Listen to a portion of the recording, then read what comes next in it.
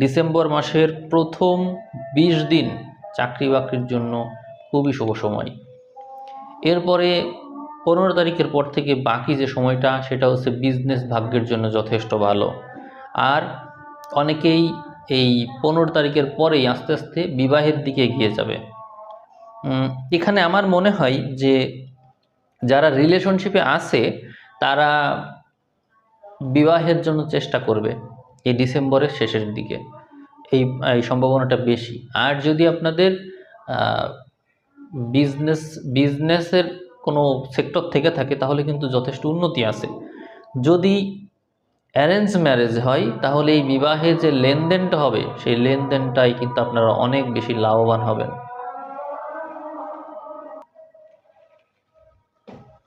আজানের কারণে আমাকে একটু পজ করতে হলো ভিডিও।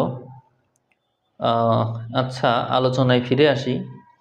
তাহলে যেটি বলছিলাম, আপনারা যদি অ্যারেঞ্জ ম্যারেজ করেন তাহলে সেখানে আপনাদের লাভবান হওয়ার সম্ভাবনা বেশি থাকলো, কারণ এই ক্ষেত্রে উভয় পক্ষই দর কষাকষি করবে এবং সেখান থেকে যথেষ্ট উভয় পক্ষই লাভবান হওয়ার চেষ্টা করবে।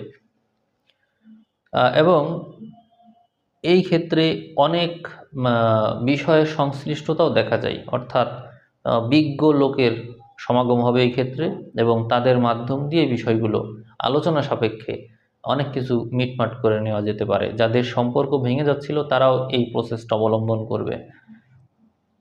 আমি ডিসেম্বর মাসে তাহলে মোটামুটি যেটা বললাম তাতে প্রথম দিকে চাকরি ভাগ্য ভালো, পরের দিকে ব্যবসা ভাগ্য ভালো এবং আপনার মধ্যে এই সময়ে ধর্মীয় যে গোঁড়ামি আছে সেগুলো থাকছে না। নিজের মধ্যে প্রশ্নের উৎপত্তি হচ্ছে এবং সব কিছুকে আপনি প্রশ্ন করতে শিখছেন। যে প্ল্যানগুলো করছেন সেই প্ল্যানগুলো দীর্ঘমেয়াদী, এরকম কিছু বিষয় এখানে বোঝা গেল। এই সময় আপনার জ্ঞান চর্চার প্রতি আগ্রহ থাকবে, বিশ্লেষণাত্মক মন তৈরি হবে এবং জ্ঞানের প্রতি, বই পড়ার প্রতি বা যে কোনো কিছু থেকে তথ্য সংগ্রহের যে আগ্রহ সেগুলো থাকবে অধিক মাত্রায়। এই ডিসেম্বর মাসে এগুলো অবশ্যই ঘটবে। আর অনেকেই আজকে আমি দেখলাম প্রশ্ন করেছেন যে গৃহিণী যারা গৃহে থাকে তাদের বিষয়ে তো কিছু বলেন না।